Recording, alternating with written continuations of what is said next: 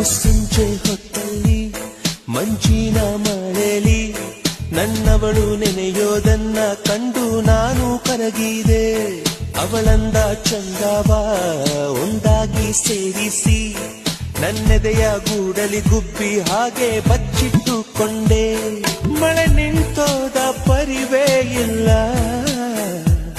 ಅಲ್ಲಿ ಏನಾಯ್ತೋ ಅರಿವೇ ಇಲ್ಲ. ಎಷ್ಟೋ ಮಾತುಗಳು ಎದೆಯಲ್ಲಿ ಉಕ್ಕಿ ಬಂತು, ಬಾಯಿ ತೆರೆದೆ ತುಟಿ ಮೇಲೆ ತುಟಿ ಒತ್ತಿ ಹಾರಿ ಹೋದರು.